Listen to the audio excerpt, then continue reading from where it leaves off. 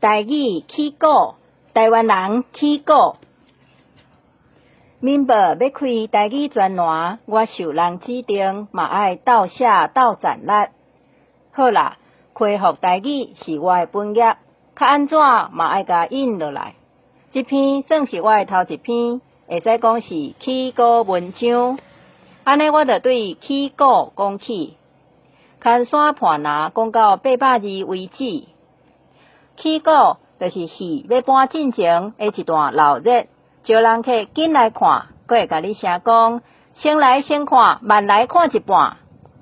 起鼓也有别种的讲法，譬如讲起劝鼓、起劝，劝就是一种的仪式，嘛叫做劝算。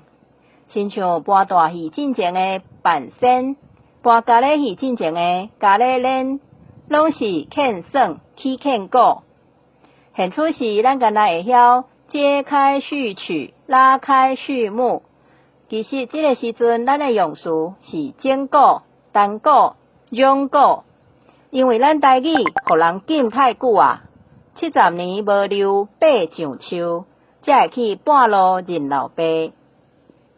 咱生活中有啥物鼓呢？3岁囡仔咧哭，咱若甲摇鼓摇叮当，伊听到鼓声。这时好闲点落来，这确实是骗囡仔的好物，因为伊有病，嘛有人叫伊摇鼓。另外，伊的声音是玲玲珑珑，这另外叫做玲珑鼓。这互我想起50年前的一款小生理，有人搭2脚插箱仔，内面底花粉镜、加刀笑这款轻爽的查某男物。搁砖头去摇玲珑鼓画眉，这就是画玲珑卖10世的10世番仔。咱看歌戏，拢是看声看段有水无，煞无去注意到后场的锣鼓师，伊掌管着戏剧进行的紧慢，歌调变化拢是伊咧提头。那亲像西洋乐团的指挥共款，伊所用的迄粒鼓叫做鳖鼓。拍鼓迄2支棍仔叫做鼓笛、鼓柄，剧情紧快的时，伊会甲2支鼓笛拍甲入舞去。咱讲走敢若飞咧，嘛会讲走甲2支骹若鳖鼓笛咧，可见伊的紧快。拍断人的讲话，就会讲拍断鼓柄，鼓柄断指，戏就搬袂落去，免人啊。可见锣鼓师的重要。